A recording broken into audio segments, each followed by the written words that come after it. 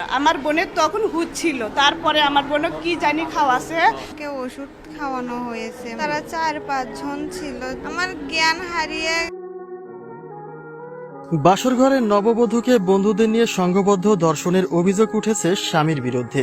গত বৃহস্পতিবার রাতে সাঘাটা উপজেলার কামালেরপাড়া ইউনিয়নের ওসমানের পাড়া গ্রামে এই ঘটনা ঘটে। এ ঘটনায় ধর্ষণের শিকার ওই গৃহবধূর স্বামীসহ 7 জনকে আটক করেছে পুলিশ। ওনার হাজবেন্ড সহ 5-6 জন ওনাকে বিয়ের পরের দিন ওই গৃহবধূর স্বজনরা অভিযোগ করেন, গত বুধবার সাঘাটা উপজেলার ওসমানেরপাড়া গ্রামের আসাদুল ইসলামের ছেলের সঙ্গে গোবিন্দগঞ্জ উপজেলার কোচা শহর ইউনিয়নের এক মেয়ের পারিবারিকভাবে বিয়ে হয়। বুধবার শেষ রাতে বিয়ে বিদায় হয়। বৃহস্পতিবার রাতে স্বামীর বাড়িতে তাকে কৌশলে বেশ কয়েকটি বড়ি খাওয়ানোর পরে বেশ কয়েকজন মিলে স্বামীর সহায়তায় ধর্ষণ করে। শুক্রবার দুপুর 2টার দিকে ওই নববধূর পরিবারের লোকজন তাকে গোবিন্দগঞ্জ উপজেলা স্বাস্থ্য কমপ্লেক্সে ভর্তি করে। পরে কর্তব্যরত চিকিৎসক তাকে উন্নত চিকিৎসার জন্য রংপুর মেডিকেল কলেজ হাসপাতালে পাঠায়।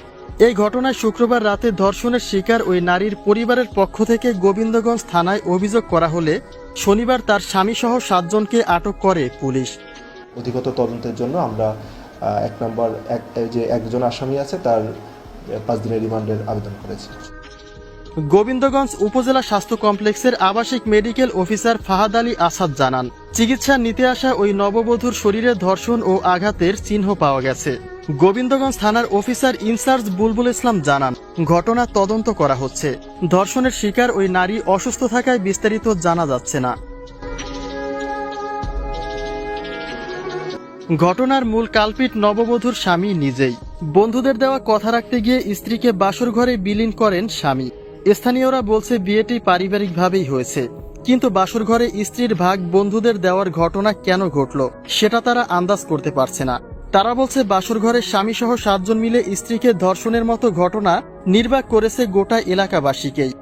এমন কোনো নেক্কারজনক ঘটনা এর আগে কখনোই ঘটেনি রংপুরে।